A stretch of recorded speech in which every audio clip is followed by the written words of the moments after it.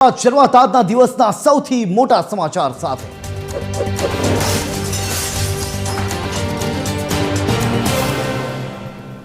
અમદાવાદના ચંડોળા તળાવ પાસે ક્રાઇમ બ્રાન્ચની ટીમ પર હુમલો કરવામાં આવ્યો છે। પૂછપરછ દરમિયાન હિસ્ટ્રી શીટર કલીમે જેસીપી પર હુમલો કર્યો છે। ક્રાઇમ બ્રાન્ચના જેસીપી પર આ હુમલો કરવામાં આવ્યો છે, ત્યારે હુમલામાં ક્રાઇમ બ્રાન્ચના જેસીપી शरद सिंगल थया ईजाग्रस्त। वड़ता प्रहार में जेसीपी शरद सिंगले आरोपीना पग में गोली मारी, त्यारे चंडोळा तळाव पास पोलीस अने आरोपी वच्चे फायरिंग थयुं। ईजाग्रस्त जेसीपी शरद सिंगल सिविल होस्पिटल में सारवार हेठळ छे। त्यारे आज मामले विस्तारथी वात करवा माटे आपणी साथे जोड़ाई चूक्या छे संवाददाता भावेश। सीधा जईशुं भावेश पासे। भावेश, जणावशो के फायरिंग करवामां आव्युं छे अने ए पण क्राइम ब्रांचना जेसीपी ने पण घायल करवामां आव्या छे। शुं छे संपूर्ण विगतो भावेश? जय बात करवामां आवे तो अमदावाद क्राइम ब्रांच ने एक इनपुट मळ्या हता के अगाऊ पण जे गुनाहित इतिहास धरावनार अने हथियारो साथे पकड़ावनार आरोपी छे कलीम भैया उर्फे कलीम पठाण के ते चंडोळा विस्तारमां छे अने हथियारोनी हेराफेरीना नेटवर्कना साथे जोडाયેલો છે અને ઇનપુટ મળતાની સાથે જ અમદાવાદ ક્રાઇમ બ્રાન્ચની ટીમ તેને પકડવા માટે ગઈ હતી અને ચંડોળા તળાવ પાસેથી તેને પકડવામાં આવ્યો અને પકડતાની સાથે જ ત્યારે તેની પૂછપરછ કરવામાં આવી ત્યારે તે નશાની હાલતમાં હતો અને તેને એ પણ ખબર ન હતી કે તેની બાજુમાં જે અધિકારી છે તે અમદાવાદ ક્રાઇમ બ્રાન્ચના જેસીપી શરદકુમાર સિંગલ છે અને તેણે પોતાની પાસે રહેલી એક છરીથી શરદ સિંગલ ઉપર હાથ ઉપર હુમલો કર્યો અને 2 થી 3 ઈજાઓ પહોંચાડી અલગ અલગ જગ્યાઓ પર અને વળતા પ્રહારમાં સ્વ બચાવમાં જેસીપી શરદ સિંગલ દ્વારા फायरिंग करवामां आव्युं अने तेना पगमां गोળી मारवामां आवी। आ घटनामां जेसीपी अने आरोपी आ बंनेने ईजाओ थई छे अने तेमने सिविल होस्पिટલમાં सारवार माटे खसेडवामां आव्या छे। कलीम पठाणनी वात करीए तो कलीम पठाण अगाऊ पण 2025 में ऑगस्ट महीना में 2 हथियारों साथे पकड़ायो हतो। तेनी सामे भूतकाळमां 30 थी वधु गुनाओ नोंधायेला छे। ते हिस्ट्री शीटर आरोपी छे अने तेने पकड़वा माटे ज्यारे टीम पहोंची पकड़ीने ज्यारे तेनी पूछपरछ शरू करवामां आवी त्यारे ते नशानी हालतमां हतो अने नशानी हालतमां तेणे जेसीपी उपर छरीथी हुमलो करी नाख्यो अने स्व बचावमां जेसीपी द्वारा फायरिंग करवामां आव्युं। अत्यारे आ समग्र घटनाने लईने जे बंने ईजाग्रस्त छे अधिकारी अने आरोपी तेमने सिविलमां लई जवामां आव्या छे। अत्यारे सारवार चाली रही छे।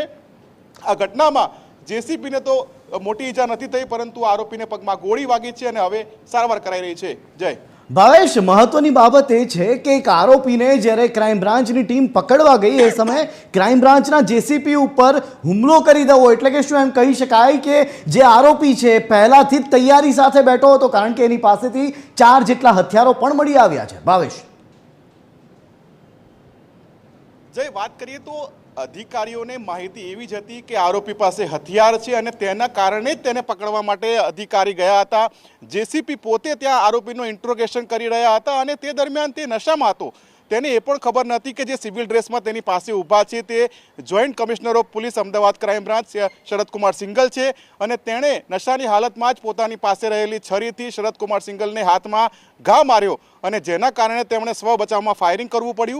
આ ઘટનામાં અત્યારે જે રીતે માહિતી સામે આવી રહી છે કે આરોપી ગુનાહિત ઇતિહાસ ધરાવે છે, તેની પાસેથી 4 હથિયારો મળી આવ્યા છે અને તે લાંબા સમયથી આ પ્રકારના ગુના સાથે જોડાયેલો હોય। હવે તેની પૂછપરછ બાદ અનેક ખુલાસા થશે। જય जी आभार भावेश समग्र माहिती आपवा बदल। क्राइम ब्रांचना जेसीपी उपर हुमलो थयो छे अने ए ज अंगे हाल प्रेस ब्रीफ चाली रही छे।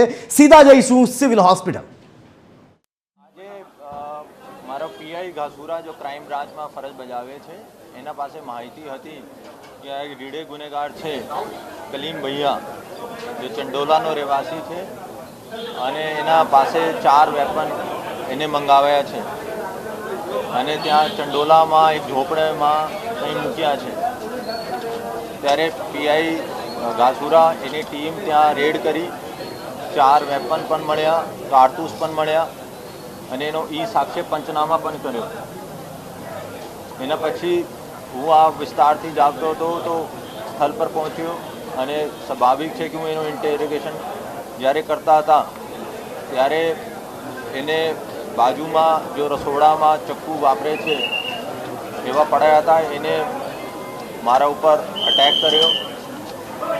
એને જો અટેક કર્યો અહીંયા ગરદન પાસે अटैक करवानी कोशिश करी। हूँ स्वाभाविक रीते मारा बॉडीनो रिएक्शन मारा हाथ डाबा हाथ ऊपर कर्यो अने त्यांथी कट अंदर कर्या ने एने જો બી કહીએ કે એને 2-3 વાર ત્યાં કટ માર્યો અને પછી બહુ એગ્રેસિવ થઈ ગયા હતા.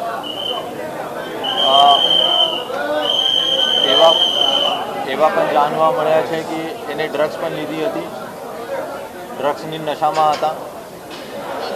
પછી અમે એને કીધું કે તમે ચક્કુ ફેંકી દો, પણ નથી માન્યો.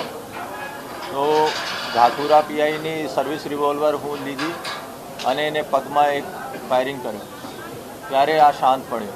અત્યારે આ પણ સિવિલ હોસ્પિટલમાં સારવાર લઈ રહ્યા છે અને એને વિરુદ્ધમાં 2 ગુના દાખલ કરવામાં આવ્યા છે. એક 4 વેપનનો આર્મ્સ એક્ટનો કેસ છે અને બીજા 307નો ગુના દાખલ કર્યા છે.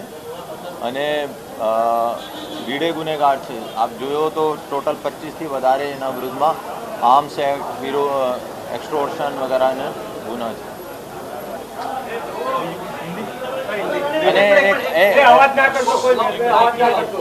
એક મિનિટ અને 1-2 મીડિયા હેન્ડલ એવા ચલાવે છે અને ક્વેશ્ચન પૂછે છે કે જોઈન્ટ સીપી ક્રાઇમ એટલા મોટા હોદ્દા ધરાવતા ઉપર શા માટે હમલા કર્યો. હું બધાનો ક્લિયર કરવા માગું છું. હું મારી ટીમે કોઈ ક્રાઇમ બ્રાન્ચની ટી શર્ટ નથી પહેરી હતી. એને પણ ખબર ના હતી કે હું જોઈન્ટ સીપી ક્રાઇમ છું. હું એનાથી ફક્ત નોર્મલ એ સાક્ષ્યનો કે ક્યાંથી વેપન લાવ્યો, એને મધ્યપ્રદેશ રતલામથી વેપન મંગાવ્યા છે. તો એનો કંઈ ખબર ના હતી કે આ જોઈન્ટ સીપી ક્રાઇમ છે. તો ખરેખર એવા મેસેજ મીડિયા મારફતે નહીં જાય કે એટલા બધા ગુનેગારોની હિંમત વધી ગઈ છે કે એટલા મોટા હોદ્દાઓ ધરાવતા માણસ ઉપર એને હુમલો કર્યો છે. પર આ નશેમાં હતા, નશેમાં બેમાન હોય છે, એનો ખબર ના હોય કે સામેવાળા કોણ છે. અને એનો એવા પણ લાગ્યો કે અમારી પાસે જ્યારે વેપન વગેરે હતા કે એના ઉપર કંઈ હમલા ના થાય, એના માટે એને હમલા કર્યો. અને હું તરત જ મારે પીઆઈને બહુ વ્યવસ્થિત રીતે સેલ્ફ ડિફેન્સ કર્યો, કે મારે હમલા પછી એના ઉપર મારવાની કોશિશ કરી, ત્યારે હું એને પાસેથી પીઆઈ પાસેથી વેપન લઈને ફાયરિંગ કર્યું. एक જ વ્યક્તિ ઉપર ગુનો દાખલ કરવામાં આવ્યો છે કે તેના 6 आरोपियों भी હતા કોઈ ત્યાં? सर कितने एनो एक राउंड फायरिंग हुआ है, उसके 6 आरोपी जरूर होंगे, क्योंकि આ ક્યાંથી વેપન કોને મંગાયો, કોને સપ્લાય કર્યો અને આ લોકોનો શું ઈરાદો હતો, આ પણ એક પૂછપરછનો ભાગ છે. અને આ બધા ગુના દાખલ થાય પછી આઈઓ ઇન્ટેરોગેટ કરશે.